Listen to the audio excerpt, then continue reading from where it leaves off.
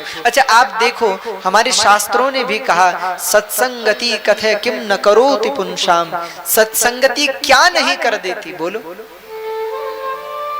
एक तुच्छ सा कीट जब पुष्प से मित्रता कर लेता है तो पुष्प के साथ देवता के सिर पर चढ़ जाता है। बोलो, ये महत्वता किसकी?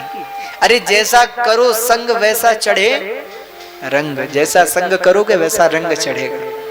महाराज किसी व्यसनी का संग करोगे तो जीवन में कब व्यसन आ जाएगा पता ही नहीं चलेगा, और जीवन में किसी भक्त का संग करोगे तो कब मंदिर पहुंच जाओगे, कब कथा में पहुंच जाओगे वो भी पता नहीं चलेगा। इसलिए जीवन में यदि संग करना है, जीवन में यदि साथ करना है, जीवन में यदि मित्रता करनी है तो किससे करो? बोले जो भगवान का भक्त हो, जो भगवान का प्रेमी हो, उससे मित्रता करो, उसका संग करो। और इसलिए हमारे यहाँ संत कहते हैं भगवान के नाम में लग जाओ। आप जब संतों के साथ बैठोगे तो जगत की चर्चा नहीं होगी, किसकी चर्चा होगी? भगवान की चर्चा होगी, कीर्तन होगा, भजन होगा, और जीवन सफल हो जाएगा। अच्छा हम पहले भी आपसे कह चुके, हम ये थोड़े कह रहे हैं घर छोड़ो परिवार छोड़ो, बस इतना कह रहे हैं काम करते चलो, नाम जपते चलो, कृष्ण गोविंद गोविंद गाते चलो। काम भी होता रहे, भगवान का भजन भी चलता रहे। अच्छा आप जानते हो भगवान के सबसे बड़े भक्त कौन है? पता है किसी को? बोलो जरा, कौन है पूरी दुनिया में सबसे बड़े भक्त भगवान? चलो हम आपको बताते हैं। यही प्रश्न एक बार नारद जी ने भगवान से किया। नारद जी ने सोचा कि हम भगवान से कहेंगे कि संसार में आपका सबसे बड़ा भक्त कौन है, और भगवान कहेंगे कि नारद जी आप हो। और प्रशंसा तो किसे अच्छी नहीं लगती, बोले भगवान हमारी प्रशंसा करेंगे। तो नारद जी ने भगवान से कहा, हे प्रभु इस जगत में, इस संसार में सबसे बड़ा भक्त आपका कौन है? भगवान मुस्कुराए। नारद जी ने कहा महाराज बोलो बोलो आप बोलो। भगवान ने कहा नारद जी वो धरती पे देख रहे हो, वो जो किसान है, वो जो गृहस्थ है, वो परिवार वाले लोग हैं, ये सबसे बड़े भक्त हैं मेरे।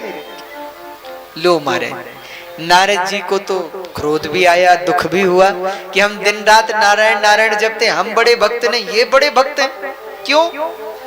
नारद जी ने कहा प्रभु हम क्यों नहीं? भगवान ने कहा कल आना, कल बताएंगे। नारद जी बोले ठीक। कहते अगले दिन नारद जी पहुंच गए। हाँ प्रभु आज हम रात भर नहीं सो पाए, आप बताओ हम बड़े भक्त क्यों नहीं? भगवान ने कहा अच्छा नारद जी एक परीक्षा करते, यदि परीक्षा में पास हो गए तो आप बड़े भक्त हो जाओगे। नारद जी ने कहा ठीक, क्या करना है?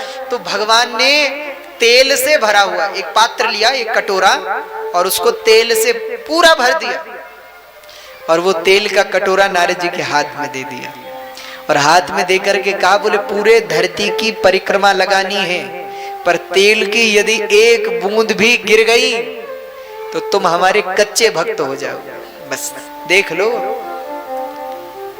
नारद जी ने कहा कि नहीं नहीं आप चिंता मत करिए।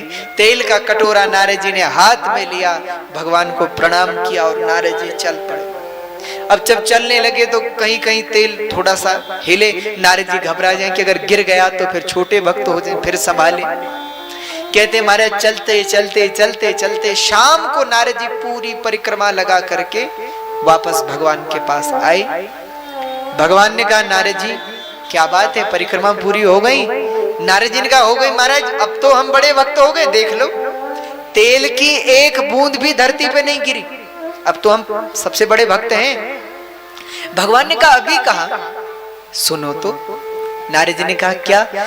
भगवान बोले देखो तेल की एक बूंद भी नहीं गिरी, वो भी ठीक, समय पर तुम पहुंच गए, वो भी ठीक, पर ये बताओ आज दिन भर मेरा नाम कितनी बार लिया? बोलो। नारद जी बोले नाम तो लिया ही नहीं। क्यों? बोले दिन भर तो ध्यान इस कटोरे में था कि अगर तेल गिर गया तो हम छोटे भक्त हो जाएंगे, इसलिए हम तो पूरे नाम तुम्हारे अपना भी भूल गए थे और बस चल रहे थे। भगवान बोले इसीलिए ये लोग जो है ना मेरे सबसे बड़े भक्त हैं, क्योंकि ये तुम काम कुछ नहीं करते, केवल मेरा नाम लेते हो, और ये लोग परिवार को भी संभालते हैं, बच्चों को भी संभालते हैं, पति को भी संभालते हैं, पत्नी को भी संभालें, माता पिता को भी संभालें, सास ससुर को भी संभालें, अपना काम भी संभालें, अपना व्यापार भी संभालें, रिश्तेदारी भी संभालें, सबके साथ। और उसके साथ भी मेरी कथा में आते हैं, कथा सुनते हैं, मेरा भजन करते हैं। इसलिए मेरे सबसे बड़े भक्त ये लोग हैं। अब सुन लो, इसलिए भगवान क्या कह रहे हैं, काम छोड़ने की जरूरत नहीं है, बस इस काम को करते हुए साथ में भगवान का भजन करना है। और निश्चय है माताओं,